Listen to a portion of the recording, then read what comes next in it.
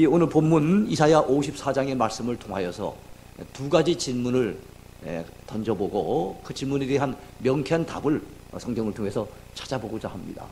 두 가지 질문이 뭡니까? 첫 번째 질문은 선민들은 비록 죄를 지는다 할지라도 선민이라고 하는 그 신분 때문에 하나님께서 용서해 주시고 봐주시는가? 그 답이 여러분 어떻게 나올 것 같아요? 두 번째 질문입니다. 두 번째 질문은 선민들이라 할지라도 한 번 버림을 당하면 영원히 버림을 당하는가? 하나님이 진노하셔서 한 번 내치셨으면 더 이상 기회가 없는 것인가? 하는 이 두 가지 질문을 한번 던져보고자 합니다. 먼저 생각해 볼 제목은요, 선민들의 범죄와 그로 인한 고난입니다. 선민들의 범죄와 그로 인한 고난.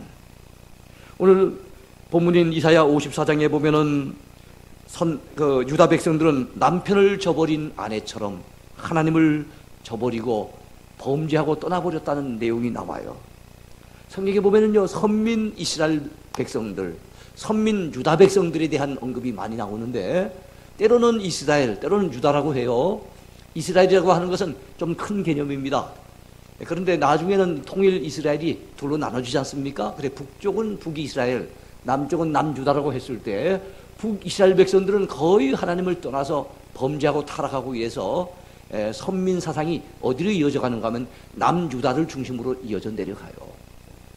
그래서 이 유다 백성들이 나중에는 유다인, 유대인 또는 유태인 이렇게 불려지는 겁니다. 그러니까 우리가 알고 있는 이스라엘 사람들과 또는 유대인은 뭐 거의 같은 개념이라 이래 보시면 좋을 것 같아요. 선민들을 얘기할 때 어떨 때는 이스라엘 백성들, 어떨 때는 유다 백성들, 성경을 읽다 보면 이렇게 나온단 말이지요. 자, 그런데 그 백성들이 오늘날로 친다면 우리에 해당되는 거예요. 영적인 이스라엘. 하나님께서 선택하신 선민들이 오늘 저와 여러분들입니다. 믿으시죠?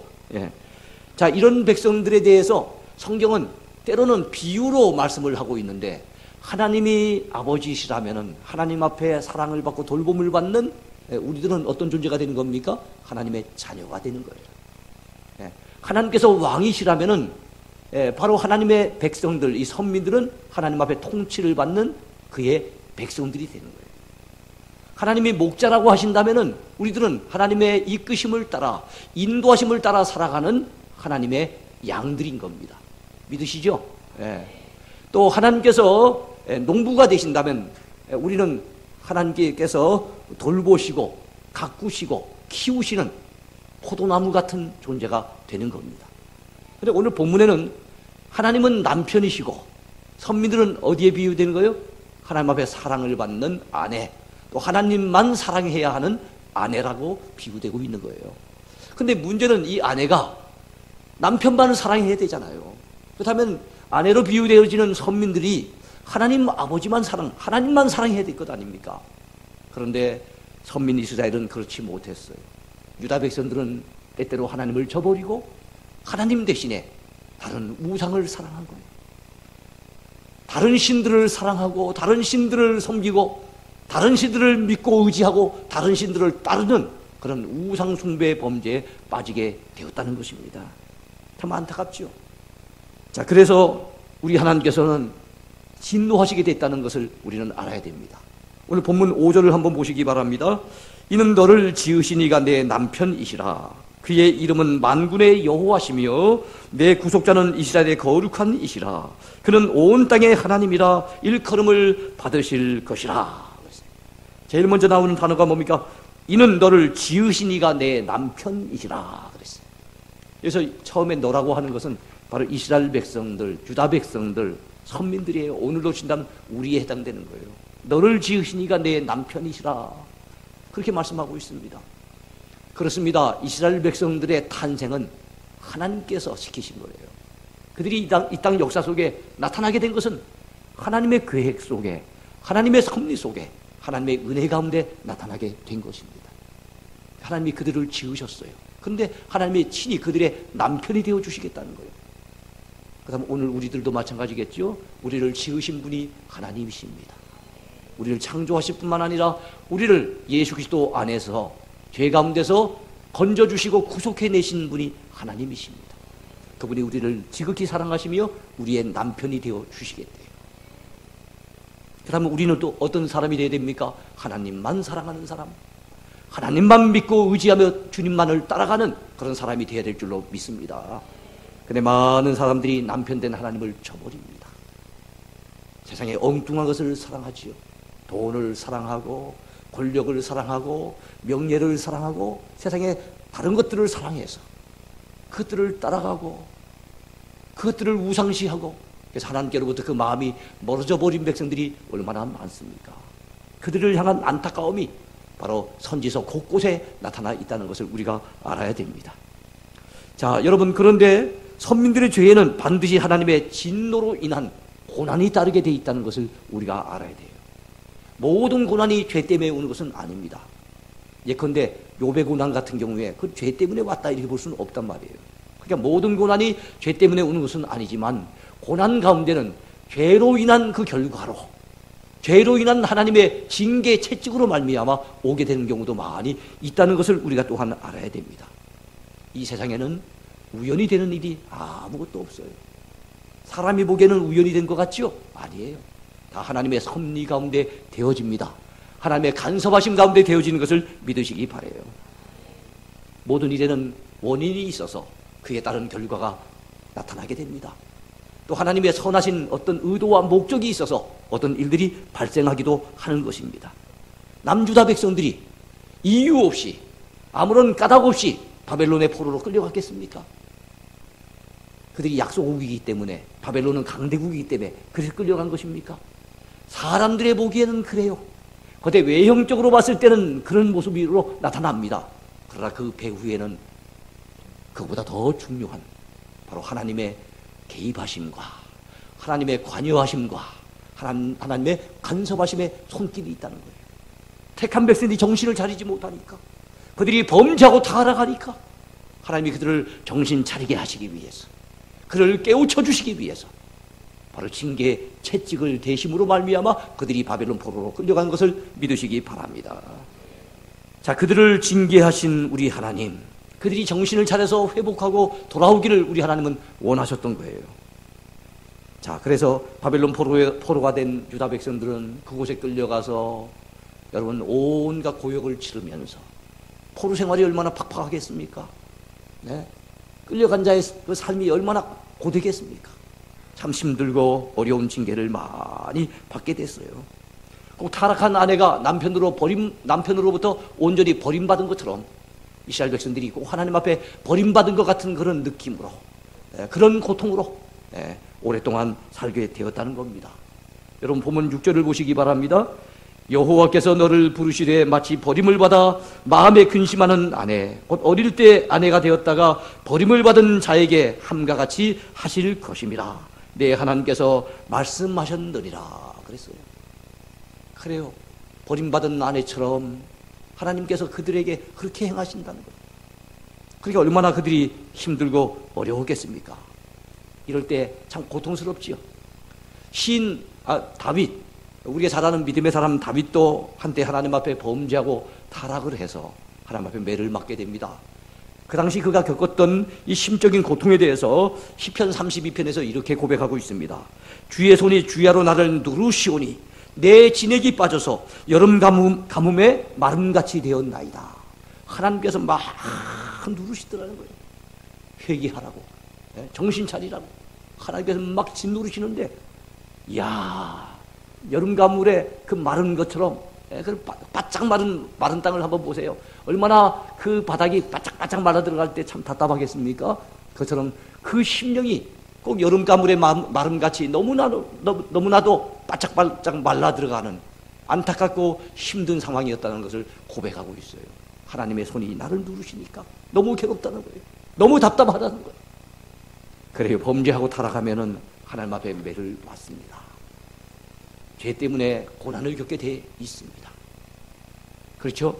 그러면서 여기서 우리는 알아야 될 중요한 부분이 하나 있는데, 오히려 죄를 짓는데 고난을 안 당하는 것이 더 이상한 거예요. 죄를 지으면 고난당하는 것이 마땅한 일인 줄 우리는 알아야 됩니다. 죄 때문에 하나님 앞에 징계받는 일을 마땅한 것으로 여겨야 됩니다. 죄를 지는데도 여러분 고난이 없어요? 계속해서 죄를 지고 있는데도 계속해서 형통하기만 합니다. 예? 그렇다면 어떻게 되겠습니까?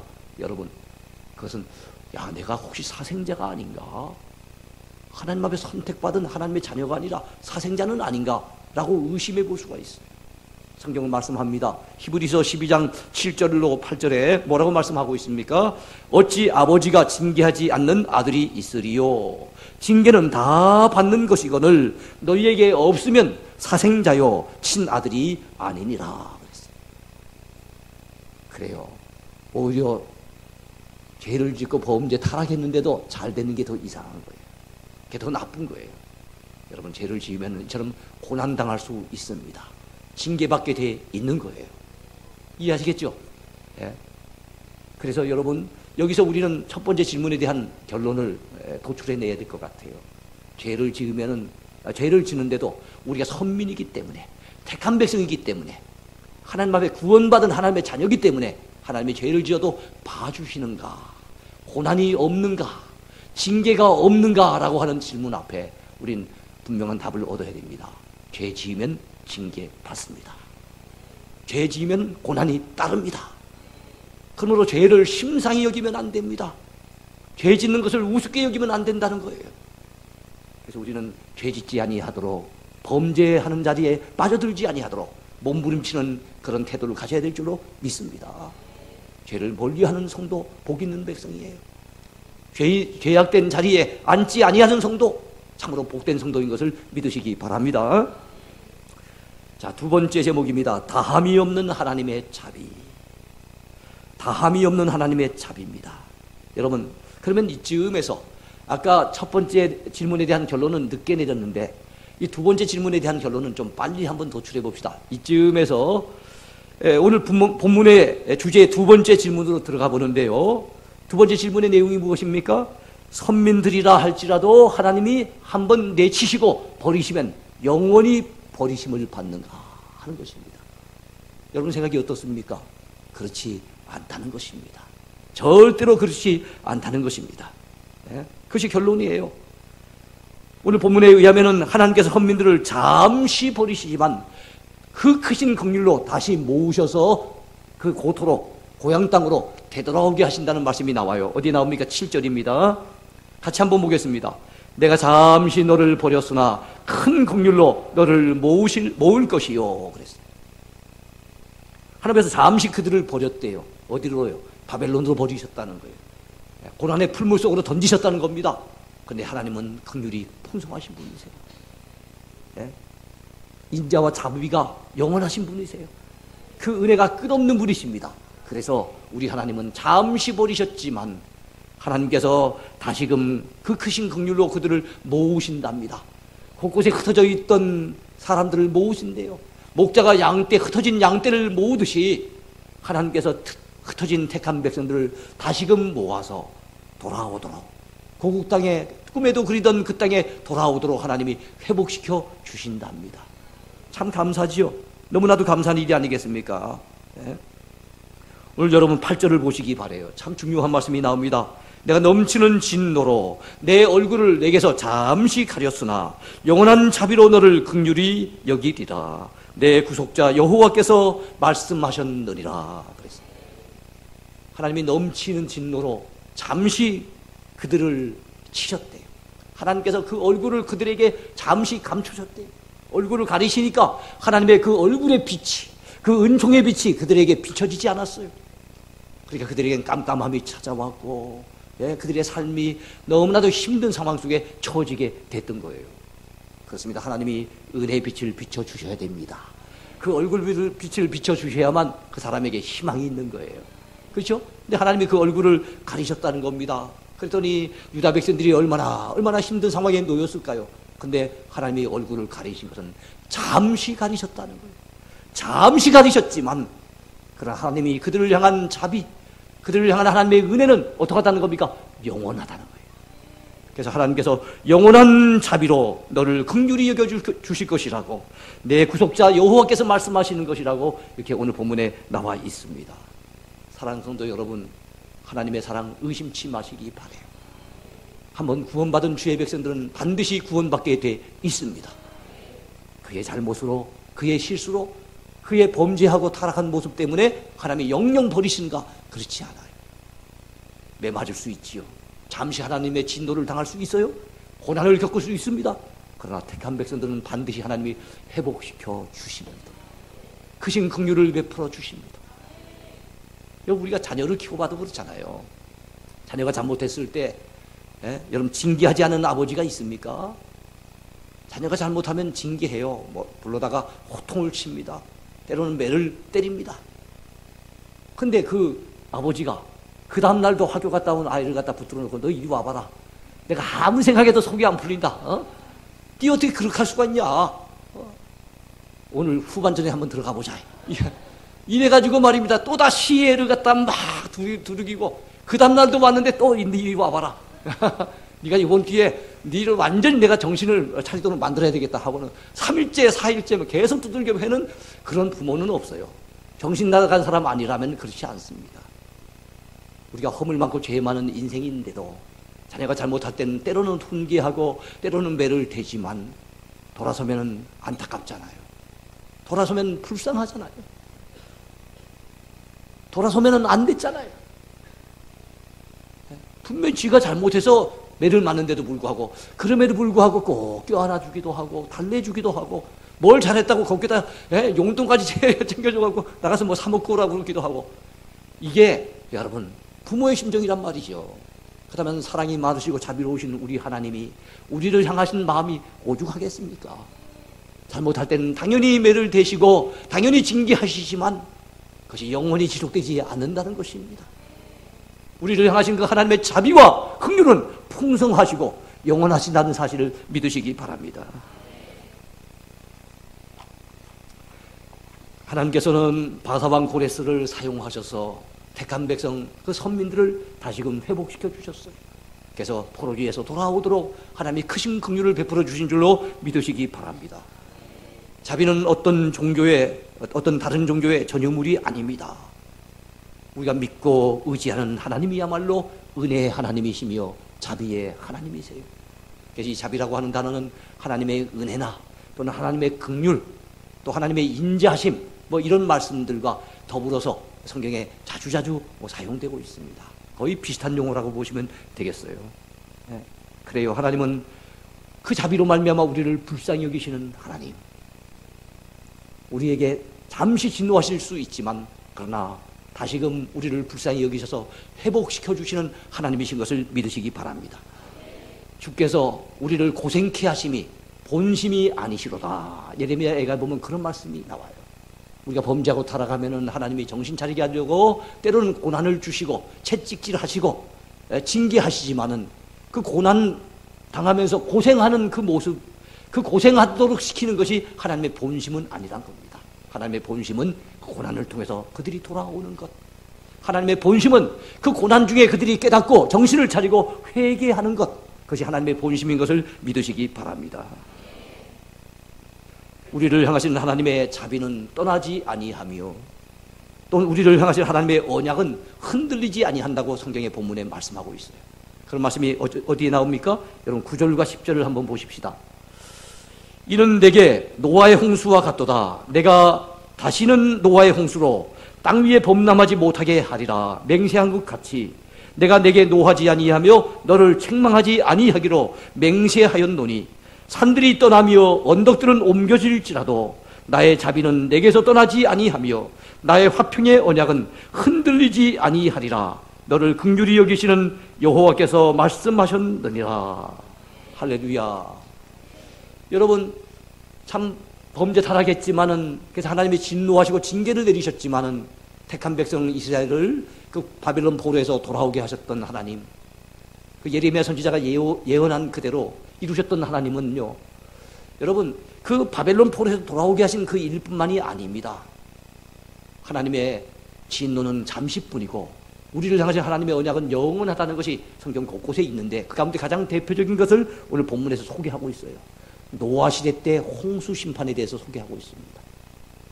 노아 시대 때 사람들은 얼마나 악한지요. 항상 악할 뿐임을 보시고 하나님이 진노하셨어요. 그들의 죄악이 세상에 가득 넘쳤어요.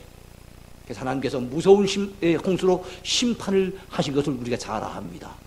그럼에도 불구하고 하나님께서 우리 인류를 멸절시키지 아니하시고 그 가운데 일부를 남겨놓으셨어요. 그리고 홍수 끝에 하나님은 약속해 주십니다. 내가 다시는 모든 생물들을 홍수로 멸절하지 아니하리라. 내가 다시금 이 땅에 홍수의 그 심판을 내리지 아니하리라 하는 약속을 주시면서 약속의 증표로 창세기 9장에 보았더니 뭘 보여주십니까? 무지개를 쫙 보여주십니다. 그리고 세월이 수천 년이 흘렀습니다. 돌이켜보세요. 국지적인 홍수는 있을지 몰라도 하나님께서 홍수로 온 땅을 심판하시는 그 일은 있습니까? 없습니까? 없어요.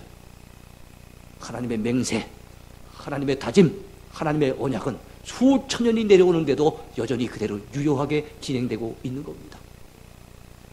그 말씀을 갖다가 이사야 선지자를 통해서 하시면서 내가 노아 시대 때 했던 그 맹세를 오늘까지 지키고 있는 것처럼 내가 너희를 향한 나의 언약 변함이 없다는 거예요. 거기 구절에 봤더니 산들은 떠날 수가 있다는 겁니다. 언덕들은 옮겨질 수가 있다는 거예요. 그러나 그들을 향하신 하나님의 언약만은 흔들리지 아니할 것이라고 그렇게 말씀하고 있어요. 근데 산은 혹시 움직여진다 할지라도, 언덕은 혹시 자리를 바꾼다 할지라도 하나님의 선민들을 향하신 하나님의 언약만은 절대로 변함이 없을 것이며 흔들리지 아니할 것이며 떠나지 아니한다는 사실을 여러분 믿으시기 바라요. 그것이 오늘 본문의 약속의 말씀인 것입니다. 그렇습니다. 사랑하는 성도 여러분, 우리가 두 가지를 오늘 꼭 기억했으면 좋겠어요. 내가 선민이니까, 택한 백성이니까 죄를 지어도 하나님이 봐주시겠지라고 죄를 심상히 여기고 죄 짓는 것을 갖다가 쉽게 여기고 범죄 타락하면 안 됩니다. 그것은 사탄의 속삭임이에요. 거기 속아 넘어가면 안 돼요. 죄를 지으면은 하나님 아버지께서 사랑하는 자녀들을 징계하실 줄로 알고 죄에 대한 두려움을 가지고 절대로 죄 짓지 아니하도록 죄를 멀리하는 저와 여러분이 되야 될 줄로 믿습니다. 두 번째는 우리가 지은 죄 때문에 때로는 매를 맞기도 하고 하나님의 진노가 우리 삶 속에 머물기도 하고 그래서 우리 삶이 굉장히 힘들고 고난이 겹쳐질 때가 있지만 그때 기억하셔야 됩니다. 절대로 낙심하지 마세요. 절망하지 마세요. 하나님 앞에 마음을 돌이켜 회개하면은 하나님이 반드시 회복시켜 주실 것입니다. 하나님의 자비는 영원합니다. 우리를 하시는 하나님의 언약은 결단코 흔들리지 않습니다. 그러므로 오늘 주신 말씀을 기억하시면서 참 택한 백성 선민 이스라엘을 결국에는 회복시켜 주시는 하나님께서 우리의 삶도 회복시켜 주실 것을 믿고 혹시 우리가 삶이 힘들고 어렵거든 고난이 계속 겹쳐지거든 그때야말로 회개할 기회인 줄로 알고 기도할 기회인 줄로 알고 하나님 앞에 엎드려야 될 줄로 믿습니다. 하나님이 긍휼히 여기셔서 변함없는 그 자비로 우리를 회복시켜 주실 줄로 확실히 믿습니다.